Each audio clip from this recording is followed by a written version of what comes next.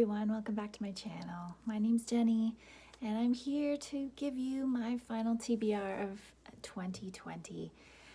It is a little bit mind-blowing that we're already here, although 2020 has seemed to drag on and on and on due to everything that you already know about this pandemic that we're going through.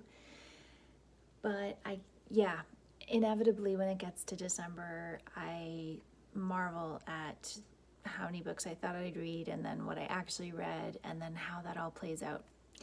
So my TBR for December is a little bit of a wrapping up of a few things for me, and it's also probably more ambitious than what's actually going to be read, just because I have found in October, November, and probably going into December that I'm just reading a little bit less than I was earlier in the year. And there's a few reasons for that, mostly just time, mostly just concentration. I'm finding my concentration is a little bit challenged right now. So I'm still going to be reading, but it may just be at a much slower pace. And if I don't get to these books in the month of December, then I'll just be carrying them over into January. So one example of that is the Bayeux Tapestry by Carola Hicks. This was on my November TBR, and I'm carrying it over into December because I didn't get to it in November. I think I started it maybe November 29th, something like that. So this is nonfiction. This is the history of the Bayeux Tapestry as it is known thus far. And if you're not familiar with that, it is a meters long linen embroidery that is now housed in a special museum in the village of Bayeux in France. And it has a very interesting history telling the story of William the Conqueror going over and into England. And so far it is really interesting. So excited to finish this one. Every year for December, I try to read one book that is just kind of Christmassy or has themes or is set at this time of year. I just find it really enjoyable, and it kind of gets me in the Christmas spirit and just helps me to kind of wind down out of everyday mode and into something more special. So this year I'm going to read The New Year's Quilt, an Elm Creek Quilts novel by Jennifer Chiaverini, and I have read her book, The Christmas Quilt, already. She wrote a whole series of books with these same characters, the Elm Creek Quilts novels, and I don't know where this one falls. There's a whole order. There's 15 or 20 of them. I'm not even sure how many. And so this one is set around this time of year, so I'm going to be reading this one. These are really charming novels. They kind of talk about the kind of quiet women's tradition of making quilts and family and tradition, and just tie into a looking back, a nostalgic looking back at days gone by. And the next three that I'm going to talk about are finishing up a list that I created at the beginning, or I created it at the end of 2019. And I'm trying to finish this list by the end of 2020 because it was 12 authors that I wanted to revisit in 2020. So I'm going to do a whole video kind of wrapping up this project, but I did end up taking one author off of the list that I had included, so I'll talk about that then.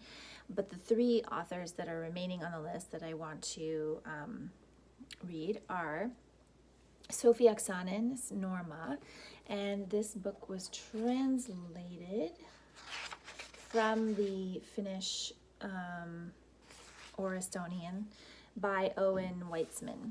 And this is about a young woman named Norma whose mother seems to have committed suicide, and she was hiding a very important secret about Norma, and that is that she has magical hair, and her hair can reacts to her emotions. And so I'm really excited. I think this sounds a lot like a weaving of kind of a modern day thriller mystery tied in with folklore and fairy tales. So I think it's going to be really entertaining. Very excited for that.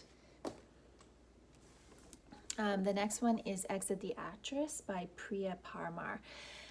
This is her debut novel, and I read her second novel, which was Vanessa and Her Sister, which was about Vanessa Bell and Virginia Woolf, and I really enjoyed it. It was very entertaining. And this book seems to be told in a similar fashion through diary entries and playbills, and it's basically about a young, destitute woman who has kind of a sparkling personality and is brought into a theater company and rises in the ranks. She ends up becoming the mistress of Charles II. So it's set in Restoration England. So yeah, I'm sure it'll be really entertaining.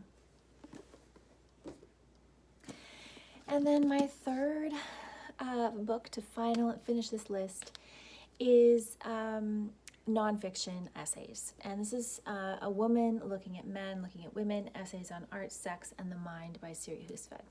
So if you've been around my channel for a while, you know that my relationship with Siri Hustvedt is a bit weird. I think she is an incredible mind, an incredible speaker, and a really intelligent writer. I read her novel, The Blazing World, previously, but I didn't love it. I liked parts of it, and other parts of it I just didn't find gelled with me. And so this is kind of an exploration into her nonfiction writing to see if I get along better with her style as a nonfiction writer. I don't think I'm going to be reading every single essay in here. I'm definitely going to read her essays about art and her essays about women and men and their relationships, and I'm not sure about the ones around the mind. We'll see. This is a really long book. This is kind of a compendium of many of her essays that were published in other areas. So I'm going to be pretty selective about which ones I read. But again, this is kind of an exploration for me to see if I can get along with her nonfiction writing. I have several of her other novels on my TBR. If I don't get along well with her nonfiction, I might try one other novel, and if I can't get along with that, then I'm going to just end up taking her books off my TBR and just admire her as a person, but not read her books. So that's kind of where I am right now with this one. All right, so I also am reading Happiness by Aminnata Forna. And I am listening to that on audio. It's my audiobook for December, and I'm about halfway. So that book is following two main characters, Jean, who is she studies foxes and coyotes. She's kind of a nature tracker and advocate, and Attila, who is a psychiatrist who works with victims from different war-torn countries, and they kind of meet each other by chance in London, and you kind of follow their relationship while also moving back and forth between timelines and finding out different situations from their past and how it relates to what's going on with them in the current day. The next thing I'm going to read is A Place for Us by Fatima Farheen Mirza. This was a booktube darling a few years ago. Most people that I heard talk about it really liked it, and I'm finally getting into it now. This is set in an Indian family living in the United States and talks about their family dynamics. So it's really a family drama.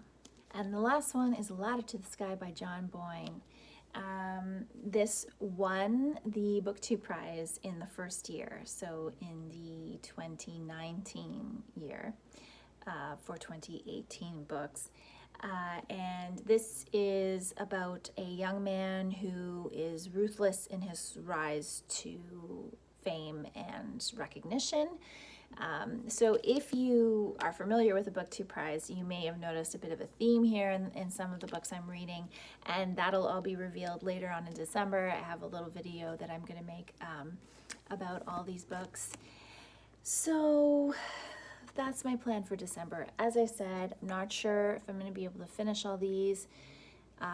The month is certainly challenging and busy for many people. It's not as busy this year as it would normally be, but there is a level of trying to relax and just accept that the end of the year is coming and kind of enjoy these last few weeks of a quiet time before heading into the new year. So I wish you all a wonderful reading month in December, and I will be back with another video very soon. Thanks so much for watching.